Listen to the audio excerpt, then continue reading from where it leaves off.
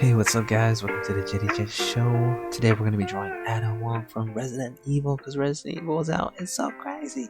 I haven't got a copy yet, but I did buy a copy for my brother.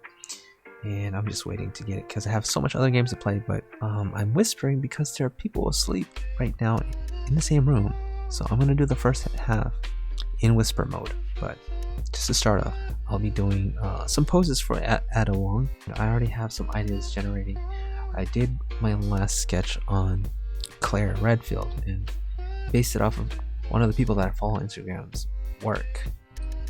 His name is Georgie Chernudev. He's like one of my favorite photographers on Instagram, so go give him a follow. He's really good. So this around, I want to keep kind of a theme going, something similar. This is his work as well, and I want something like this with similar lighting scheme, but not so flat on. This is a completely sideways pose, so I want to try to do something similar to this but add an angle, so more like facing us, but very similar lighting. So I'm using this as inspiration, and from this I can draw from other ideas. So basing loosely on this, I do like the door too. Oh my goodness, the couch, everything just kind of lines up really nicely. So let's first start our sketch really small. This is also a good size to do it in. I'm gonna try to go for this size here, and this will create thinner lines in our rough draft. So this box is going to help me figure out how big the character should roughly be. Right, so with that pose in mind, I'm going to try to draw something similar to that, but in a different angle. Kind of been drawing all of the Resident Evil girls sitting down, so maybe I should do her standing up.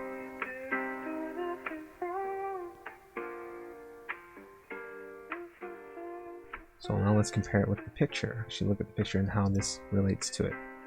So here's a photo. Kind of imagine the camera rotating in front of her. So the knee could come at this kind of angle or maybe this kind of angle, depending on how far the camera rotated around the figure.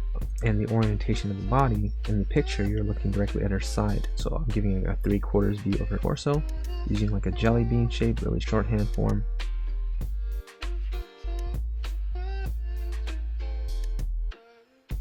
But if you're looking at the picture, notice how there's like this distance between that foot and that. So looking above, you would say if the foot is reaching across here, that foot should reach around there. So I'm not going to deal too much with the gun. I'm just going to draw these simple shapes, and for the hand, a circle for now, because it can get really complicated in there. So I'll just think of all these as placeholders for now. Get that nice rhythm and balance in the drawing first.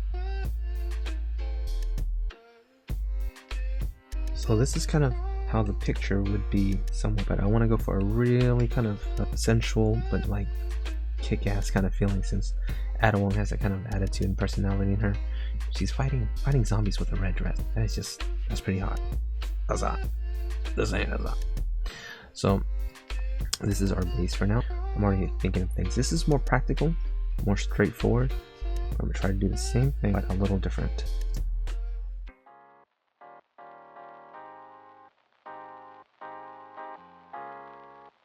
Maybe she doesn't even have a gun. Maybe she's just being, she's being cute.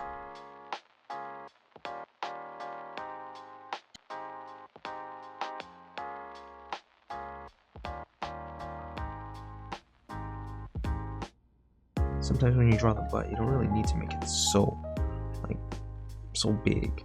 Drawing your legs in a little more skinny at first does help. That also gives it a little more of an athletic look.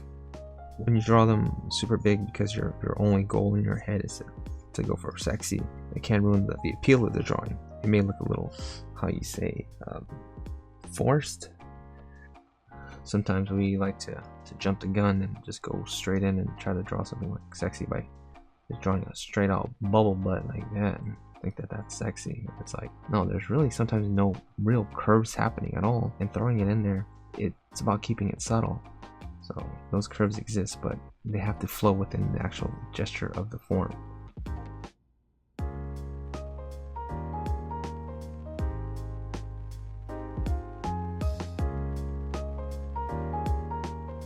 So I just go through, repeat the same process, playing with different ideas, different gestures, different poses. Some poses sitting down, some standing up. I really like this action flying pose, but it's It's really out of character. It's not so Resident Evil. It's not one of those flying fantasy type of thing, but it does look really dynamic, and I might be able to use it for another character in the future. And when I'm organizing these, I first draw a light border really loosely around the character to get a quick idea of the composition. Try to keep a lot of the focus around those third areas, and then just copy and paste them all around so that we arrange them nice and presentable for Instagram so I can get a vote. And to make the elements a lot more clear and readable, I'm going to throw in like some tones and some colors.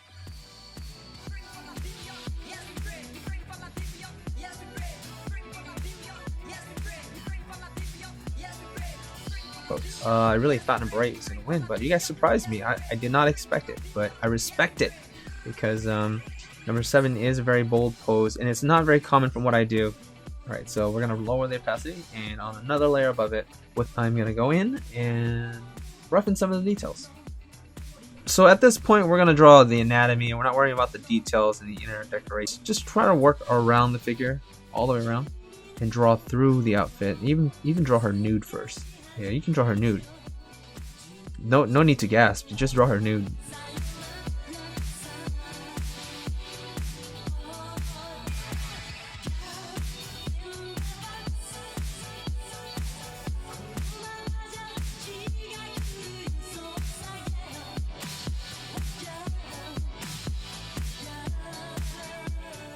Alright, so at this stage we have fleshed out most of the rough drafts and details. I went actually a lot more detailed than I normally do, but it's really giving me a lot of instructions and information that I need. Pretty much everything I need to finish the drawing. Yeah, so at this stage we're gonna create some silhouettes and some colors. So for this one we're gonna use a warmer silhouette since I typically like to use a cooler silhouette. Let's go with a more yellowish orange silhouette. I'm gonna go with a little more mid-tone color, but slightly lighter than the lines. So.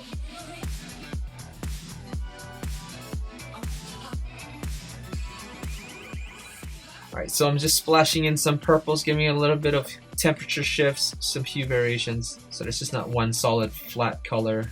No blues, no blues. That's good, you don't want to overdo it.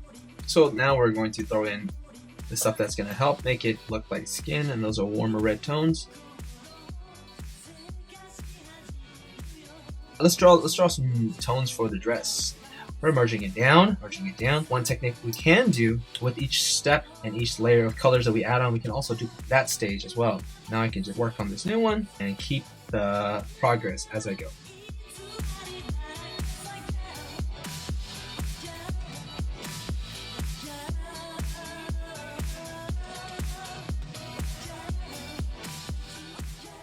Alright, so now that we've laid down our colors and tones, let's duplicate this layer and add in darker tone. Even darker. So all these colors are considered, in my opinion, like neutral. So they can go even darker than this. Let's start with adding some darker tones underneath the objects. These darker tones like this. Just like before, I'm going to blend a little bit of those hard edges away. I like to keep my darks as dark as the line. That's as dark as I want it to go. When there's something that stands out, whether it be some weird contrast or debris or tangent, it's like being punched in the nose. Can't help but notice it. It just punches you. So you punch it back. And if the school have a problem with that, you can tell them to take it up with me. Alright, so for the next step, instead of darkening and putting the darker values to everything, I'm going to add in these cooler highlights, these specular lights on the front side of her figures, and I'm going to do it over the line. Alright, next I'm going to scribble in a really bright light source. It's going to be pretty close to white. This is just for placement of our light sources for now. I'll be adjusting these later, but before we do that, let's darken our background so they can stand against the darker background. We'll do a gray for now.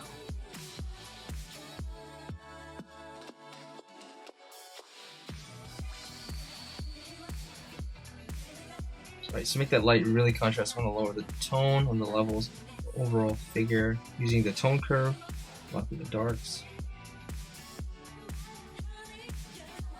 Alright, so for a dramatic effect, I'm going to use a blue light source instead of this warmer light. Now we're going to add that same kind of light blooming down from the top center here, just for a last little effect. And then lastly, a few little dots here and there to show a little debris, dust floating around. This must be a dusty room. And then we're going to scale up the drawing. So I'm going to highlight all the working layers and then scale it up using the transform tool. And you want to fill up your canvas as much as possible because we're going super high resolution. So the first thing you can do when you're cleaning up is go to your line layer and just get an eraser and erase out all those rough draft lines and debris that really stand out. They're obviously not going to be in the final.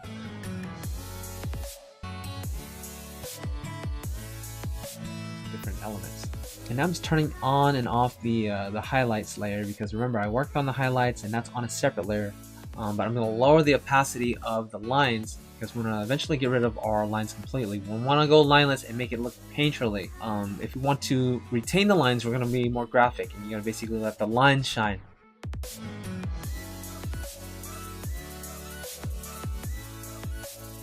So these are our darker darks, but we're not going super dark. We can always go a little bit darker.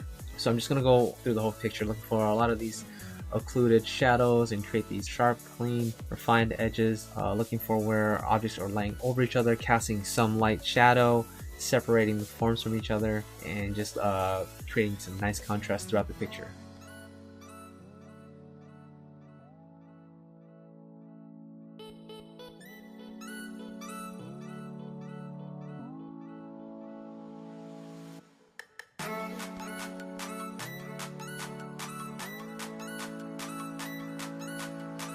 Adding in the light source from underneath will create another dimension of form.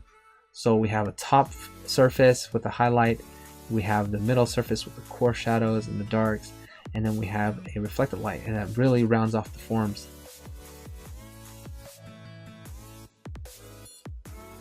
Some more fine details with those light sources. I can cut and carve smaller little streaks right next to those bigger clumps of light sources, bigger blue shapes from the top down light. I can go in and give them a few little friends here and there, little streaks to break up those bigger shapes.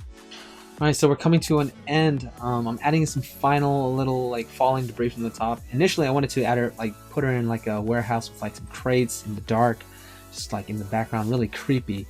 But I thought maybe just keep it simple. Simple is nice.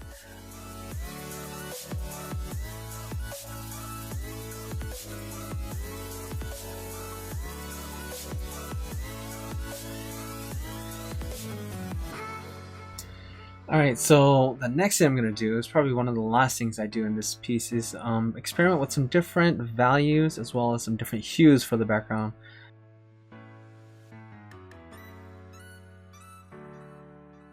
So the final piece does have like a slightly lighter background, but I just keep going back and forth and back and forth. It's just hard to make up my mind, especially in this stage. This is the final stage, and I'm looking at this now and I'm just like, wow, hey, you know, I think maybe the black would work a lot better now. But I've already made my prints and copies, but I might make a second round just with these darker backgrounds.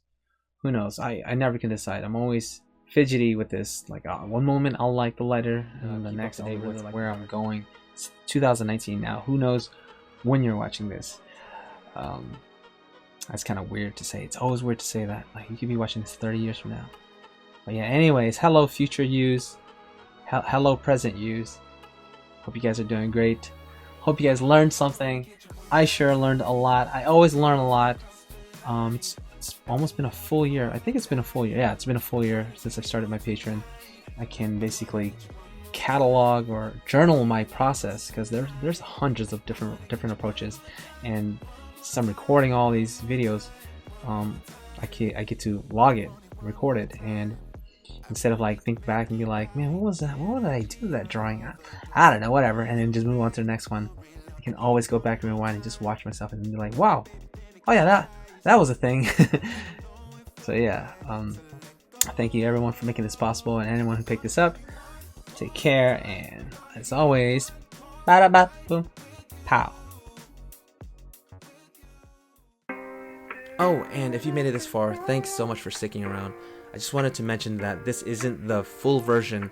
The full version is actually 50 minutes long as opposed to 15 minutes long, and you can grab that at my Gumroad store, gumroad.com/thejettyshow. And as always, this was made possible by my Patreons, but I've not released a reward in over 4 months because of my super busy schedule doing all of these conventions.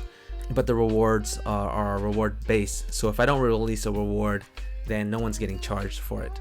And if I've not hit up your town, big news, I've opened up an Etsy store, so if you wanted to get some prints, you can head on over to my Etsy.com, The Jetty Jet Show, pick up some merch, support me there. Thank you guys so much. Take care. Bada bada boom pieces.